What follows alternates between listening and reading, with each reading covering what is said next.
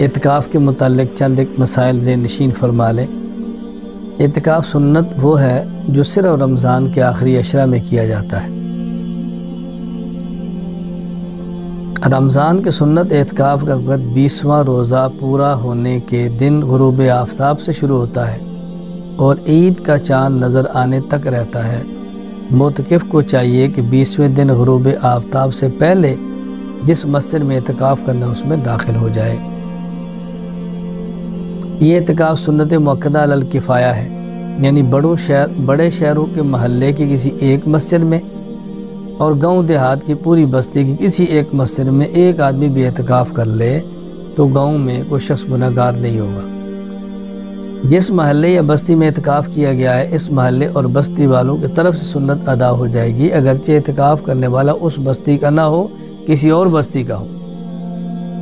آخری عشرے کے چند دن کا اگر اعتکاف کیا، مکمل عشرہ نہ کیا، 10 دن نہ کیا تو اعتکاف نفل ہوگا، اعتکاف سنت نہیں ہوگا۔ عورتوں کو مساجد کی بجائے گھر میں اعتکاف کرنا چاہیے۔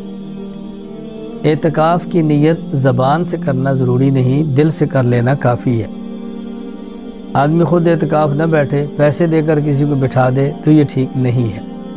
ویسے معتکف کو روزہ سحری کرائے، معتکف کو سحری کرائے، افطاری کرائے، اس پر ساری افطاری کا اجر ملے گا، لیکن کسی بندے کو پیسے دے کر اپنی جگہ پر اعتکاف کروائیں، اعتکاف بدل، یہ ٹھیک نہیں ہے۔ مسجد میں ایک سے زائد لوگ اعتکاف کریں تو سب کو مکمل اعتکاف کا اجر ملتا ہے۔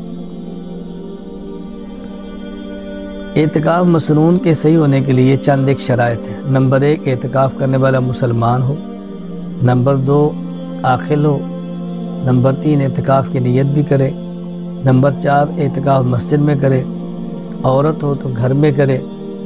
نمبر 5، جنابت سے پاک ہو۔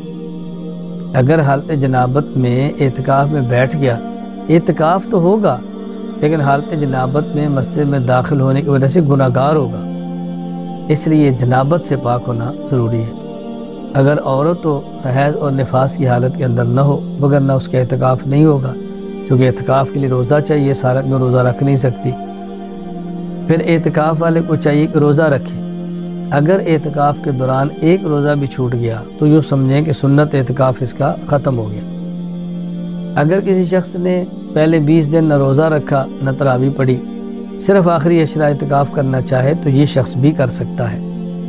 جس شخص کے بدن سے بو وغیرہ آتی ہو اس کو اعتکاف نہیں کرنا چاہیے۔ اگر اتنے کم درجے کی خوشبو سے ختم ہو سکتی ہو تو الگ بات ہے، ایسے اعتکاف میں بیٹھ کر مزید معتکفین اور نمازیوں کے لیے اذیت اور تکلیف کا باعث نہ بنے۔ اعتکاف کی حالت میں چند کام ایسے ہیں جو کرنے جائز ہے اور بندہ کر سکتا ہے۔ معتکف کا مسجد میں کھانا، معتکف کا مسجد میں پینا جائز ہے، معتکف کا مسجد میں سونا جائز ہے، ضرورت کی بات کرنا جائز ہے۔ اپنا نکاح اعتکاف کے دنوں میں مسجد میں جائز ہے، کسی اور کا نکاح ہو اور یہ نکاح خواہ ہو تب بھی جائز ہے۔ مسجد میں نکاح کی مجلس اس میں شرکت کرے تو بھی جائز ہے۔ معتکف کا اپنے کپڑوں کو بدلنا یہ بھی جائز ہے۔ معتکف کا خوشبو لگانا یہ جائز ہی نہیں بلکہ مستحب ہے۔ معتکف کا تیل لگانا یہ بھی جائز ہے، کنگھی کرنا یہ بھی جائز ہے، لیکن تیل اور کنگھی میں اس کا خیال کریں کہ بال نہ گرے، پھر ہی مناسب نہیں ہے۔ کپڑا ہو، تیل لگا لیں، کنگھی کر لیں، اپنے بال سنبھالیں، سنبھال کے باہر رکھیں، اس کا بہت زیادہ خیال کریں۔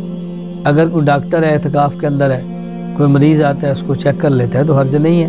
یہ نہیں ہے کہ اپنا کلینک ہی اعتکاف کو بنا لے، اعتکاف بھی اور کلینک بھی چلتا رہے۔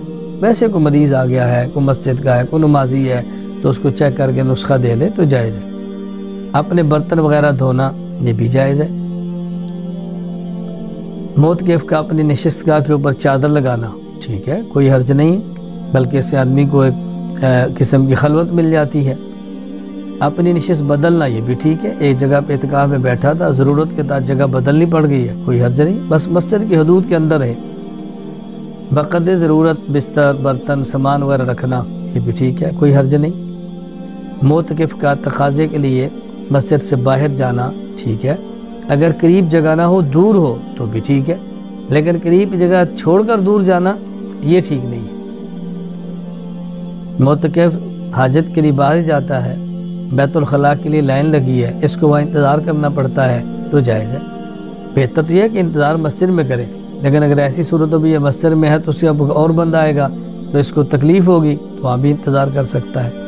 کچھ چیزیں ایسی ہیں جس سے معتکف کو بچنا چاہیے۔ بغیر ضرورت کے باتیں کرنا سے بچے، فحش باتیں کرنا باہر بھی جائز نہیں ہے۔ پھر روزے کی حالت میں، اعتکاف کی حالت میں، مسجد کے اندر بہت بڑا جرم ہے، بچنا چاہیے۔ ضرورت سے زائد مسجد میں سامان لانا یہ بھی مناسب نہیں، اور اگر اپنے ساتھ اعتکاف کرنے والے کم مالی حالت کے ہوں، اپنی بڑی حالت کے مطابق لانا، اس سے بھی ذرا احتیاط کرنی چاہیے۔ کوشش کریں کہ ان دنوں میں اس طرح چلیں کہ اونچ نیچ کا فرق کم ہو تو زیادہ مناسب ہے۔ مسجد کی بجلی گیس استعمال کرنا یہ بھی جائز ہے۔ حال برتہ کوئی سگریٹ کا عادی ہو، حقے کا عادی ہو تو یہ اس کے لیے جائز نہیں ہے، اس سے بچنا چاہیے۔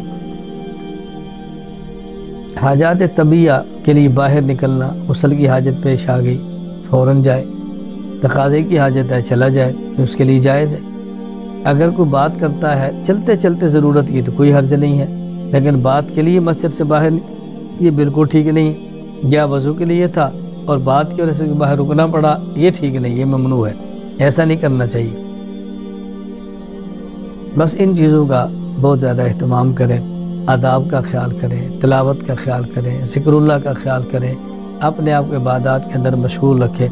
میں تو ذرا سے گزارش کرتا ہوں، ہم نے اعتکاف کورس کے نام پر ایک کورس مرتب کیا ہے، تو اگر معتکف حضرات اس کورس کو منگوا لیں، مطالعہ کر لیں تو ٹھیک، سب سے بہتر ہے کہ کسی عالم کے ہمیں اعتکاف کورس کروا دیں۔ میں آئمہ سے درخواست کروں گا اگر آپ اعتکاف کورس منگوا لیں یا آنا میڈیا سروسز سے آپ اس کو ڈاؤن لوڈ کر لیں اور پرنٹ نکال کے رکھ لیں اور لوگوں کو پڑھائیں، تو انشاءاللہ اعتکاف کے مسائل بھی معلوم ہوں گے، عقائد بھی ٹھیک ہوں گے، احادیث بھی آ جائیں گی اور بہت سارے مسائل علم کے اندر آئیں گے۔ اللہ تعالی ہمیں آداب کے ساتھ اعتکاف پورا کرنے کی توفیق عطا